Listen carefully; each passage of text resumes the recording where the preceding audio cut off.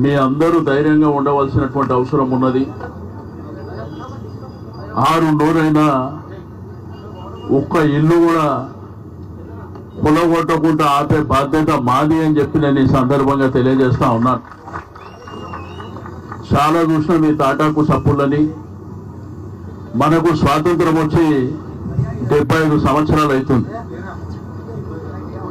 But ఈ Musi river కానీ, ఈ ప్రాంతం కానీ, బాపుఘట్ ప్రాంతం కానివ్వండి, అదేవిధంగా షదర్ఘట్ ప్రాంతం కానివ్వండి, కొన్ని 50-60 సంవత్సరాల క్రితం, కొంత అయితే 70-80 సంవత్సరాల క్రితమే ఇక్కడ నివాసం ఏర్పాటు చేసుకుంటాం. ఈరోజు మున్సిపల్ ట్యాక్స్ కడుతున్నాం, కరెంటు బిల్లు కడుతున్నాం, అదేవిధంగా వాటర్ బిల్లు కూడా కడుతున్నాం. ఎందుకు ఆ రోజు పర్మిషన్స్ ఇచ్చిండ్రో ఈ ప్రభుత్వం చెప్పవలసినటువంటి అవసరం ఉన్నది. ఇదంతా రివర్ బెడ్ అని చెప్పి 3-4 రోజుల నుంచి అధికారుల హడావిడి, ఎక్కడ చూసినా కానీ ఆ మార్క్ వేసిపోవడం అనేది ప్రజలని ఒక భయానకమైనటువంటి వాతావరణంలో నెట్టేసి, ఈరోజు గడిచిన 10 సంవత్సరాల్లో కేసీఆర్ గారి నాయకత్వంలో ప్రభుత్వాన్ని మీరు చూసారు. కానీ ఈ ప్రభుత్వం వచ్చి 8 మాసాలు కూడా కాలే. ఈ 8 మాసాల కాలంలో చేస్తున్న అరాచకాలను కూడా మనం చూస్తూ ఉన్నాం. అందుకే మీకు ధైర్యం చెప్పడమే కాకుండా ఈరోజు తెలంగాణ భవన్లో న్యాయవాదులకు సంబంధించినటువంటి అడ్వకేట్స్ కూడా ఒక కమిటీ కాన్స్టిట్యూట్ చేయడం జరిగింది పార్టీ. ఈ కేసు కూడా మేమే కొట్లాడతామని చెప్పి నేను ఈ సందర్భంగా తెలియజేస్తా ఉన్నాను. ఎవరు కూడా మరి భయపడవలసినటువంటి అవసరం లేదు. ఈరోజు బుల్డోజర్లను తీసుకొచ్చి హైడ్రాని ఒక మంచి వాతావరణాన్ని చెడగొట్టేటువంటి ప్రయత్నం చేయడమే కాకుండా డబుల్ బెడ్రూమ్ ఇల్లు ఇస్తామని చెప్పేసి ఒక జీవో ఇచ్చింది గవర్నమెంట్. నేను అడుగుతా, మొన్నటిదాకా మా ప్రభుత్వం ఉన్నప్పుడు డబుల్ బెడ్రూమ్ ఇల్లు ఎక్కడ కట్టిరని అడిగాను. మరి ఇప్పుడు ఏ డబుల్ బెడ్రూమ్ ఇల్లు ఇస్తారో చెప్పవలసినటువంటి అవసరం ఉన్నది.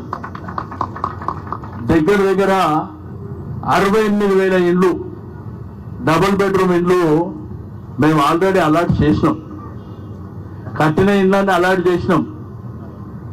నేను ఈ యొక్క వేదిక ద్వారా ప్రభుత్వాన్ని అడుగుతున్నా, నిజంగా 16,000 ఇండ్లు బాకీ ఉంటే ఆ వివరాలు పంపించండి, ప్రెస్కు రిలీజ్ చేయండి. మోసం చేస్తారు ప్రజల్ని. డబుల్ బెడ్రూమ్ ఇండ్లు ఎక్కడ లేవు. అనవసరంగా మోసం చేసి ఈరోజు 16,000 ఇండ్లు మీకు రిహాబిటేషన్ చేస్తామని చెప్తున్నాను. ఎక్కడో చియాగూడ ప్రాంతం కానీ, లేకపోతే సికింద్రాబాద్ ప్రాంతం కానీ, ఎల్బీ నగర్ ప్రాంతం కానీ, అదేవిధంగా మేడ్చల్ ప్రాంతంలో కానీ కొన్ని ఏరియాలో కట్టిన ఇళ్లలో కొన్ని ఇండ్లే మిగిలినాయి. అంటే మొత్తం కలిపితే 7-800 కూడా లేవు. కానీ వీళ్ళు 16,000 ఇండ్లు ఇస్తామని చెప్పి మోసం చేస్తూ, నేను ఈ ప్రభుత్వాన్ని డిమాండ్ చేస్తున్నా, నిజంగా 16,000 ఇండ్లు ఉంటే మీరు ప్రెస్కు రిలీజ్ చేయండి. ఎక్కడ కూడా ఇల్లు లేవు. అయినా ఇక్కడ స్థానికంగా 40-50 ఏళ్ళ నుంచి మీరు ఉన్న తర్వాత ఎక్కడో ఇస్తే పోతామంటే మీ ఉపాధి ఎక్కడికి పోవాలి? మేము ఉద్యోగం చేసుకోవడానికి కానీ, లేకపోతే వ్యాపారం చేసుకోవడానికి కానీ, పిల్లల చదువులు మార్చ్ ఏప్రిల్లో ఎగ్జామ్స్ ఉంటాయి పిల్లలకు. అప్పటి వరకు ఆ పిల్లల్ని ఎక్కడ?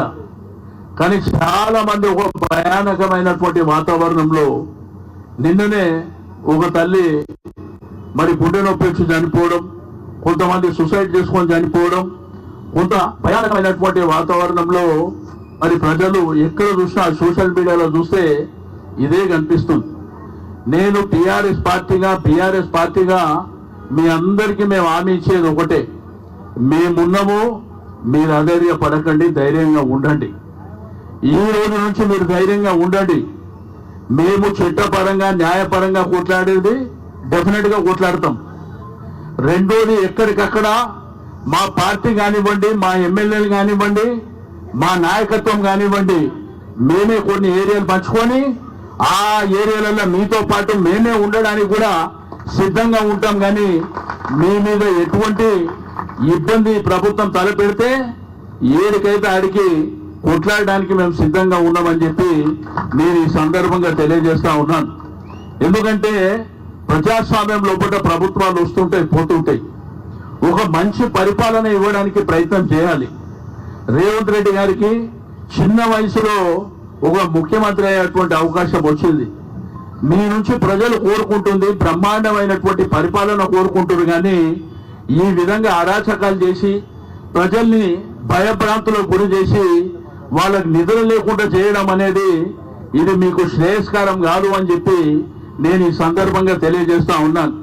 కాబట్టి మీ అందరికీ నేను కోరుకునేది ఒకటే, ఎవరైతే ఈ యొక్క మూసీ రివర్ ప్రాంతంలో ఈ సరౌండింగ్ లో ఉన్నటువంటి ప్రజలకు, ఆ చుట్టుపక్కల మూసీ రివర్ కు సంబంధం లేని ప్రజలు కూడా వీరికి కూడా సహకరించవలసినటువంటి అవసరం ఉన్నది.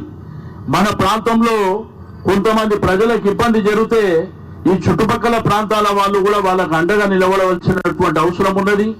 నేను మీడియా మిత్రులకు కూడా తెలియజేస్తా ఉన్నాను, మీరు ఎప్పటికప్పుడు ఈ ప్రజలకు మరి చేరువుగా ఉండి వాళ్ళకి ధైర్యాన్ని ఇవ్వవలసినటువంటి అవసరం ఉన్నదని చెప్పి నేను ఈ సందర్భంగా తెలియజేస్తా ఉన్నాను.